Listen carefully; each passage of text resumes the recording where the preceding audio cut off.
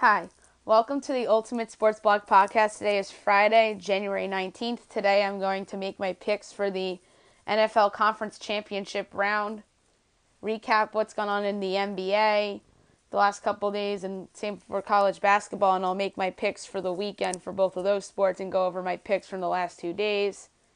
Here we go. NFL Conference Championships. The AFC, you have Jacksonville going to Foxborough to take on the Patriots. This should be a very interesting AFC Championship game from all aspects. Jacksonville is coming off an excellent division round road win in Pittsburgh against the Steelers. New England is coming off a comfortable division round home win over the Tennessee Titans. The Jags played tremendous last week, but the Steelers really did take them for granted, and the Steelers before the game were talking about the Patriots and not the Jaguars, and so they were clearly looking ahead. And the Patriots shouldn't take the Jaguars for granted either. And another thing is that Tom Brady hurt his hand recently and is now questionable for Sunday's game. That said, Brady will play, and despite the hand injury, I like them to get the win here to advance to their second straight Super Bowl. And also, the Jags' offense probably won't match what it did a week ago, and their defense showed some vulnerability against a good Pittsburgh offense, and New England's offense is good like Pittsburgh's. New England 30, Jacksonville 20. The Minnesota Vikings go to Philadelphia to take on the Eagles. This should be a very interesting NFC Championship game. Minnesota is coming off an epic division round home win over the New Orleans Saints, in which it took a Case Keenum game-winning touchdown pass to Stephon Diggs as time expired. Philadelphia is coming off a close division round home win over the Atlanta Falcons in a game which the Eagles probably should have lost. It's crazy to think that two backup quarterbacks are in the conference championship game, but here we are. Although Keenum has started since week 2 when Bradford was injured. But that said, this will be a low-scoring game, a ton of field goals. Give me the Vikings here to escape with a narrow road win to advance to their first Super Bowl in over 40 years. Give me Minnesota 16, Philadelphia 13. Now I want to go over what has gone on in the NBA the last 2 days. The Thunder defeated the Lakers 114-90. I had picked the Thunder in my Maddie's Picks segment, and I was correct there. Carmelo Anthony had a good game the other night, 27 points. Julius Randle put up 16 for the Lakers, and OKC is now 25-20. And the Lakers are a miserable 15-29. And the Lakers do have some injuries, so it has a lot to do with their poor record. The Clippers beat the Nuggets in what was an entertaining game on Wednesday night by a score of 109-104. LA is 23-21. Denver is 23-22. Blake Griffin was outstanding with 20 points. Gary Harris was decent for Denver with 20. And I also picked the Clippers in Maddie's Picks. So I went 2 for 2 with the picks on Wednesday from an NBA standpoint. And also for Thursday, I went 1-1. The game where I didn't get correct was 76ers Celtics. I had picked the Celtics, but the 76ers ended up getting the victory by a score of 89-80. Joel Embiid was excellent with 26 points, 16 rebounds, and 6 assists, and he is the all-star starting center in the Eastern Conference, although they're going to be picking teams next week, and the reserves will be announced. Marcus Morris had 14 for Boston. Boston now 34-12. Philadelphia 21-20. In the nightcap of the TNT doubleheader, the Houston Rockets defeated the Minnesota Timberwolves 116-98. I also correctly predicted that game. Houston 31-12, now Minnesota 29-18. Jimmy Butler put up 23 in the loss. Eric Gordon put up 30 in a win. James Harden came back from injury, put up 10 points and 7 assists. NBA for the weekend tonight, in which is about an hour from now on ESPN, you have the Pistons hosting the Wizards. Pistons at 22-21, Washington at 25-20. Give me the Pistons at home. Tobias Harris has been playing great, making a case for an all-star reserve, and same for Andre Drummond. And the Wizards are one of those teams, I mentioned this on this podcast, they turn it on against good teams and they play down to lesser opponents. The nightcap of the ESPN doubleheader tonight, the New York Knicks go to Utah to face the Jazz. Rudy Gobert is back for the Jazz tonight.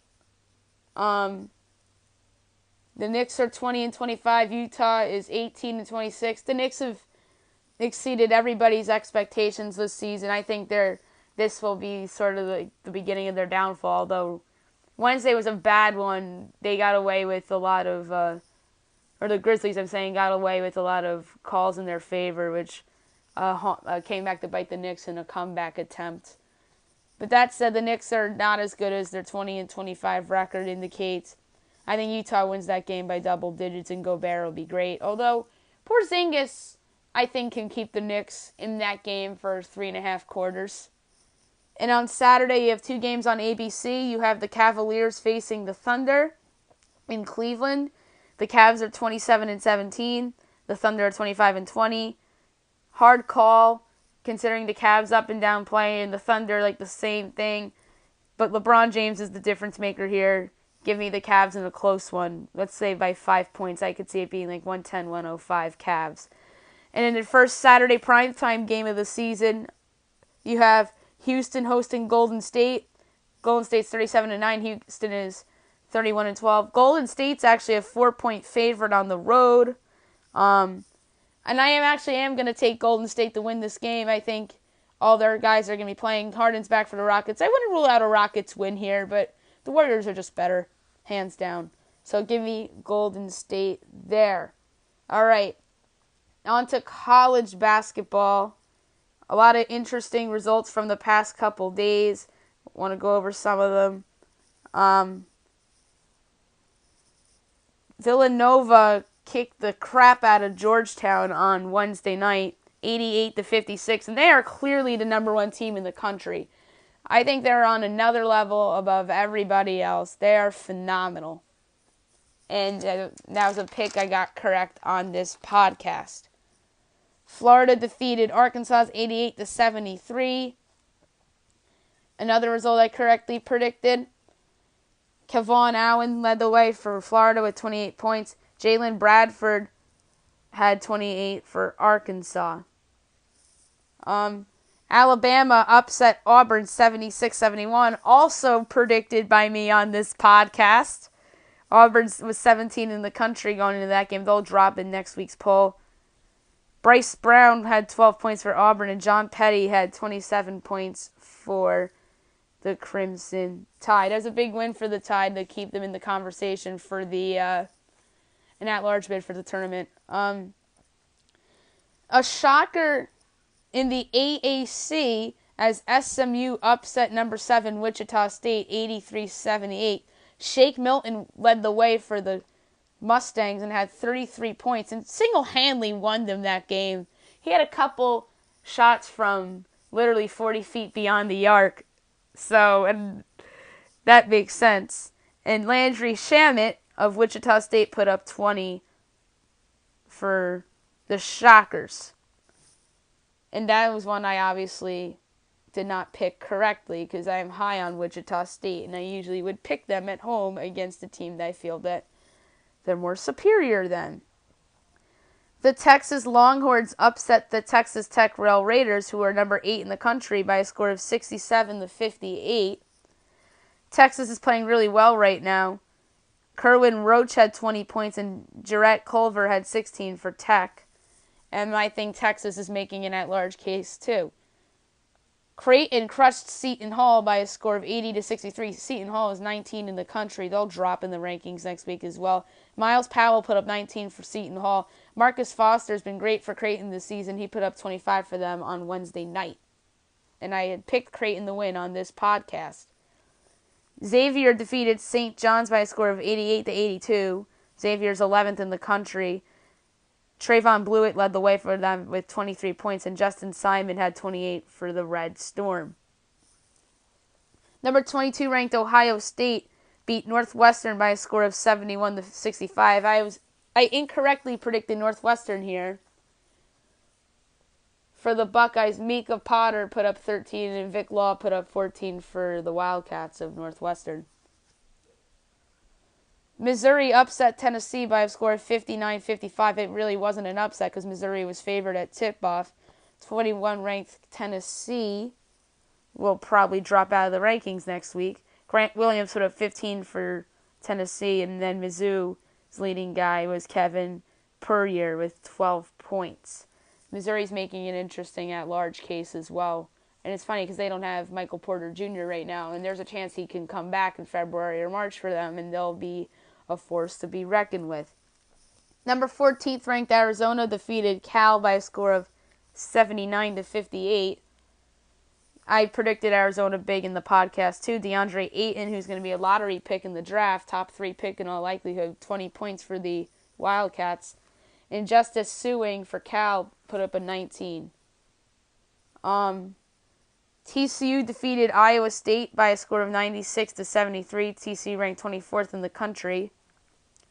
Vladimir Brodzianski put up 26 for the Horned Frogs, and Donovan Jackson of the Cyclones put up 19.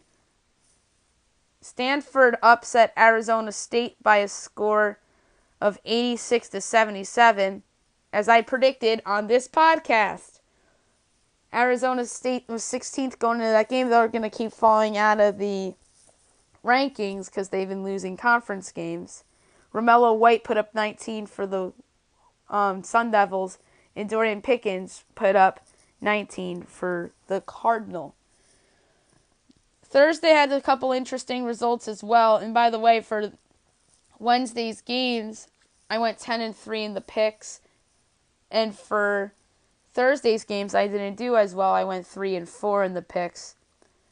A pick I got correct on Thursday was Virginia, number 2 in the country, that defeated Georgia Tech by a score of 64-48.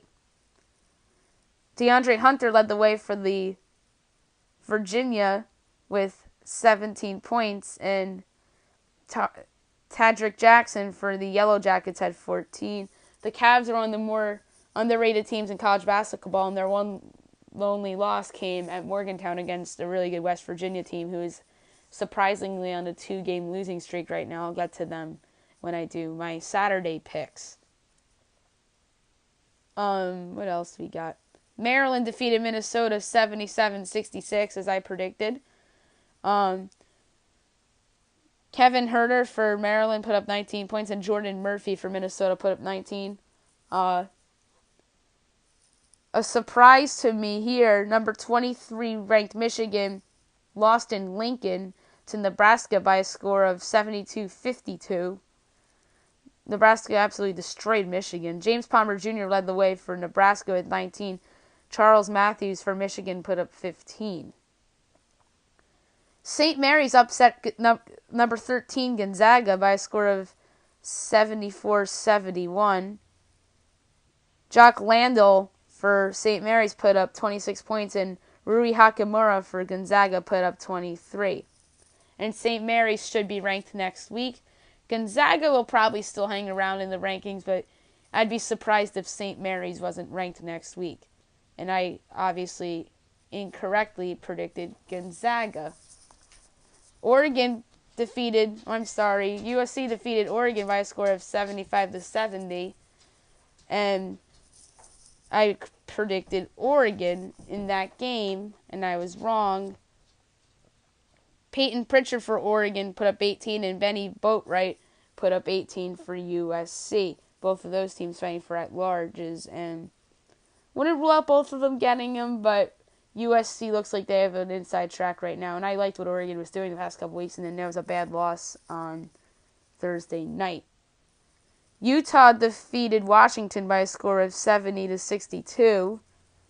Justin Bibbins put up 20 for Utah, and Jalen Noel put up 17 for Washington. Both of these teams are in the mix for at-larges, and I don't think any of them will get it, but you never know. Oregon State beat UCLA by a score of 69-63. I got that one wrong, too. I picked UCLA there. Aaron Holiday put up 22 for UCLA, and Trez Tinkle of Oregon State put up 16. Now on to the picks for the weekend. Tonight, actually going on right now, Michigan State is hosting Indiana. I picked Michigan State. That's easy. although Michigan State has lost some questionable games recently, most notably the other last weekend at home against Michigan, although I think Michigan's a good team. And it's funny because Michigan laid an egg against Nebraska recently, so the Big Ten is pretty puzzling. I'll get to that another day. On to the games for the weekend. Villanova goes to Connecticut to face UConn. UConn is not good. This is not the UConn of old. Villanova's going to win this game, and I won't be shocked if they won big. Villanova's a 17-point favorite. I'm going to say they win by more than 17. Villanova's just dominating everybody right now. So give me Villanova big on the road. Florida State and Virginia Tech. Big game. I think both of these teams are definitely the pitcher for an at-large. I'll say both of these teams end up getting in. I like Virginia Tech here at home. They're a 3-point favorite. So give me Virginia Tech. Number 3, Purdue goes to Iowa. And Purdue's playing really well right now. Gosh. This would be a game that Purdue would lose. I'm not going to pick Iowa. I'm going to pick Purdue here. Because Purdue's just better than Iowa. Wichita State, coming off that loss, going to Houston. Give me Wichita State on the road. I don't really feel even great about that one. They're a 2.5-point favorite at Houston. But they're just better than Houston. And they killed Houston a few weeks ago at home. So give me Wichita. Ohio State goes to Minnesota. Give me Ohio State on the road. I just went over my Florida State Virginia Tech pick. LSU goes to Vanderbilt. Vanderbilt's underachieved this year. LSU's fighting for an at-large. Give me LSU. What else we got?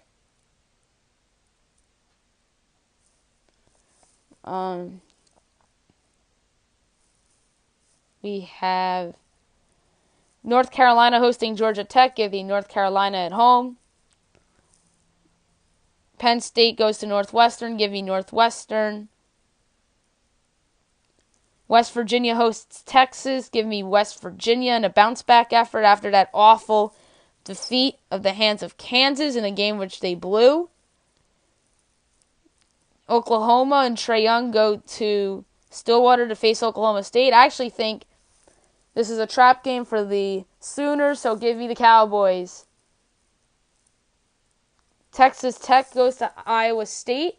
Give me Texas Tech on the road, although I don't feel that great about that one, to be honest. That's a tough one. Here's a good one. This is the only ranked versus ranked matchup. You have Xavier and Seton Hall. Give me Seton Hall at home to bounce back from that bad loss against Creighton. And speaking of Creighton, they go to Providence. Creighton's actually favored, but give me Providence at home. Providence likes to pick off these teams at home every so often, and this would be a game where Providence would win. Ole Miss and Arkansas face off at Arkansas. Give me Arkansas at home. Duke hosts Pitt. Give me Duke. Clemson hosts Notre Dame. Give me Clemson. Missouri goes to Texas A&M. Give me Texas A&M. Cincinnati hosts a bad ECU team. Give me Cincinnati. Arizona goes to Stanford. And you know what? I got Stanford correct yesterday, beating Arizona State, or that might have been the day before. I don't remember. Give me Stanford to upset Arizona. Why not? Kansas State hosts TCU. Give me Kansas State. Kansas State's actually favored in this game for what it's worth. What else we got on the board? South Carolina, fresh off the upset win over Kentucky, facing Tennessee. Give me another upset. I like South Carolina. Georgia goes to Auburn. Give me Auburn at home. Washington, Colorado face off. give me Colorado. Baylor's at Kansas, give me Kansas. There's a lot of games. USC goes to Oregon State. Oregon State's pulled off a couple upsets lately, but give me USC on the road. They need this one. And then Saturday primetime college basketball edition. Kentucky hosts Florida. Give me Kentucky at home. Wouldn't rule out a Florida win here, but Kentucky needs this game in the worst way.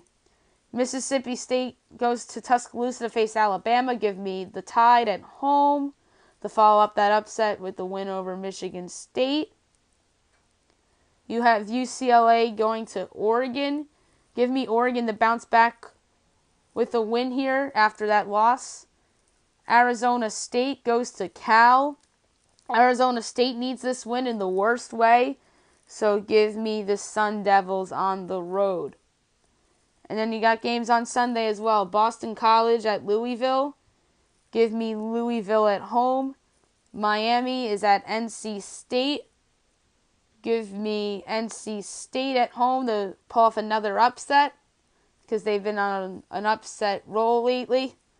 Rutgers goes to Michigan. Give me Michigan at home to bounce back from that loss.